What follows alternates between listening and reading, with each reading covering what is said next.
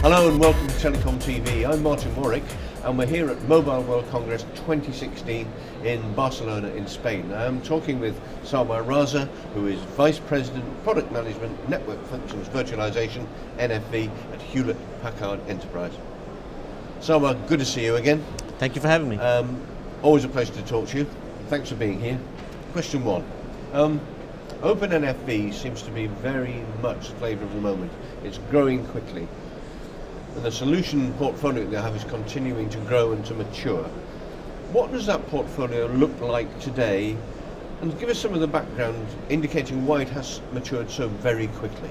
Sure. So OpenNFV is at the heart of our strategy to really provide this horizontal open architecture for NFV. Yep. We've recently been anointed by Analysys Mason as the best NFV ecosystem out there, and let's go by the numbers, right? We're now up to 140 partners in the ecosystem. It's by far the largest, the largest NFV partner ecosystem, and you'll see from the traffic we had at our booth. It was standing room only for the last 4 days.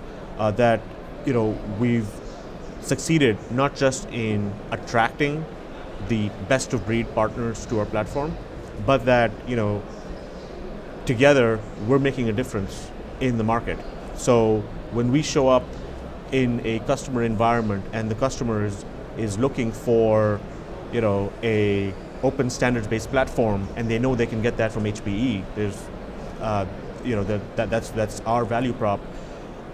They can pretty much look in their catalog and find one of their favorite vendors, somebody who they likely have in their network already, right? Yep.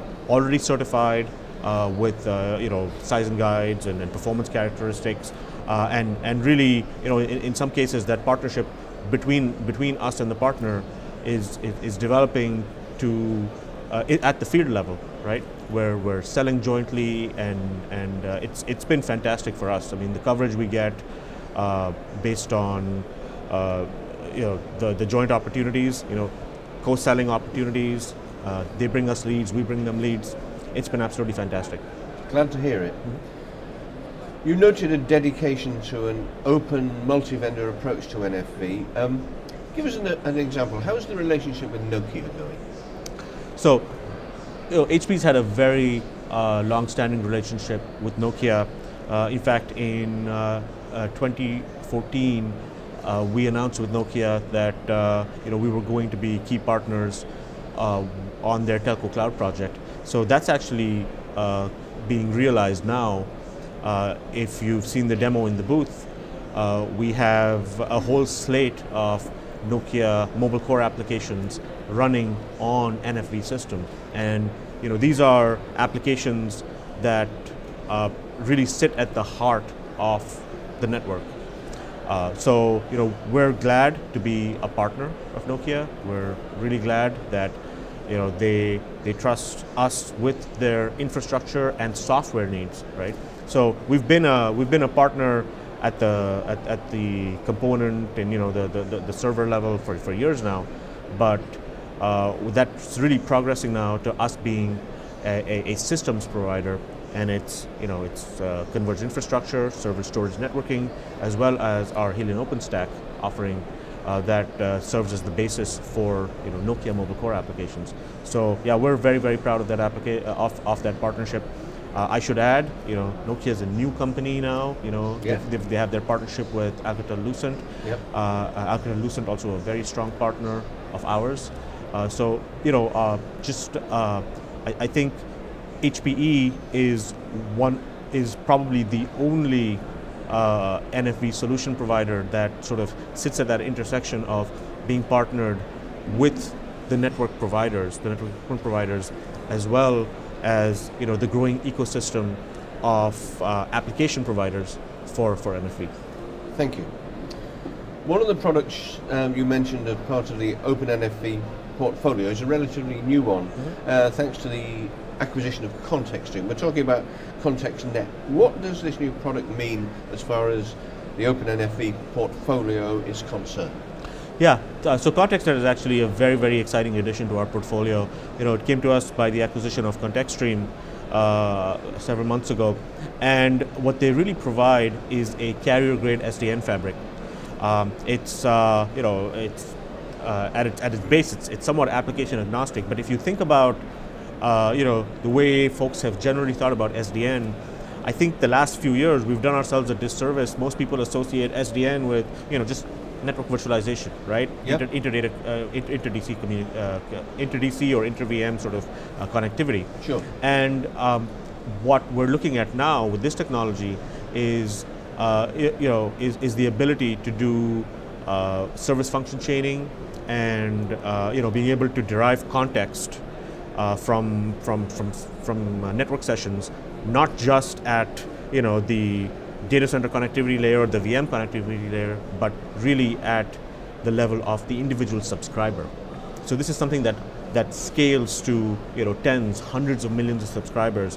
You can set up service function chains for each individual subscriber in your network, and it's a very exciting proposition for our partners. I mean, if you've got these partner applications being provided by a service provider, right? The ability to be able to stitch together content filtering and firewalling and name your favorite service from any number of partners, and service providers can now pick several of the same kind.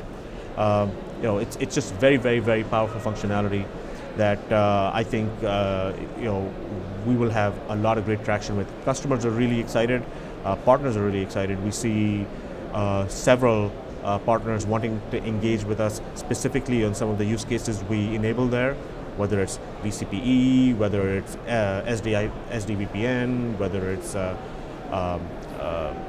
GI LAN. So I think what it does is it really helps us to broaden that ecosystem, and at the end of the day, the ContextNet product, just from its name, it's about being able to do meaningful things with the data, whether it's session data, customer data, right?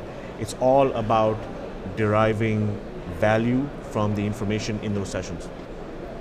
One thing that's very evident around the show, and particularly with Hewlett-Packard Enterprise, is this focus on the notion of carrier-grade NFV. You've got that throughout the HPE OpenNFV portfolio. How has HPE invested in your carrier-grade offerings, and what kind of results are you seeing because of that? I think that's a great question.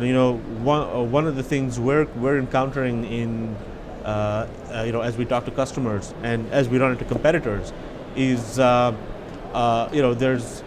almost a theme out there, or rather a push to devalue carrier grade. Hey, it's good enough for the enterprise, should be good enough for you. And we have to remember that for various reasons, your telco network is unlike any other network. I mean, in many cases, these things are they're national assets. They're highly regulated. They are plugged into mission critical, life critical services. Absolutely, for most parts.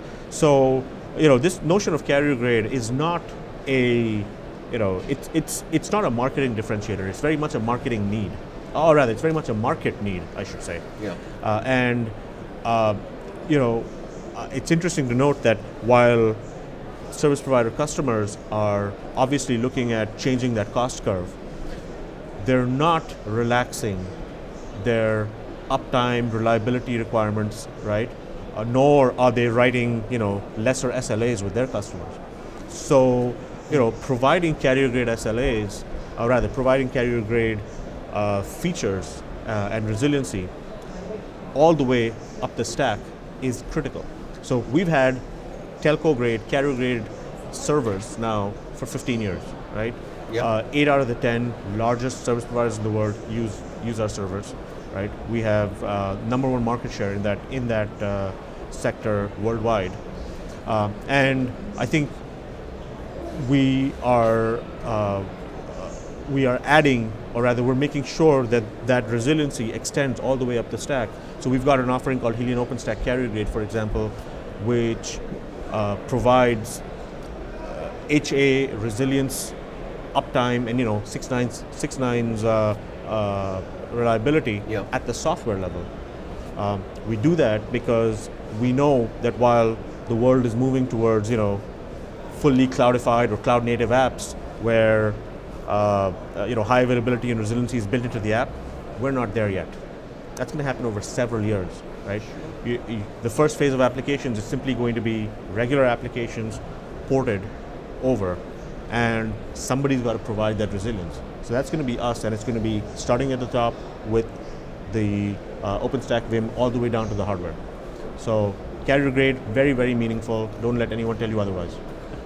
I won't, thank you. Last question to you, Sarwar, which is this. Always like to end an interview looking forward to what's going to happen next. It's coming towards the end of Mobile World Congress 2016. Obviously we've got a year to go, but it's amazing how quickly these years roll around. So I'm asking you this, what's next for OpenNFV in your opinion? Where is it going to go over the next years? So I think what you're going to see us do this year is really take that next step with our partners. We're going to be working with them on making sure that we've got blueprints and reference architectures. We're going to be focusing on several key use cases, and this is where that demand signal from customers comes in, right? What are the ones that we're going to ask for the most? I think it's interesting if you look at how HPE is perceived in the market. When we show up now in front of service providers, it's more than just let's talk about infrastructure. We're being asked for advice on which applications, right, or which application partners should find their way into the service provider's network. So the OpenNFV program gives us a really, really good way to vet and qualify and certify these partners.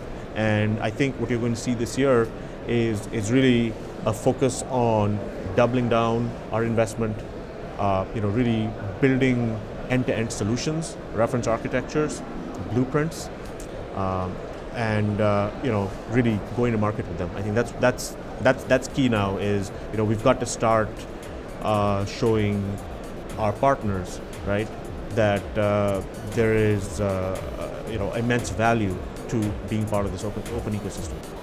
Sarwar Raza, good to talk to you. Thanks very much. Thank you very much.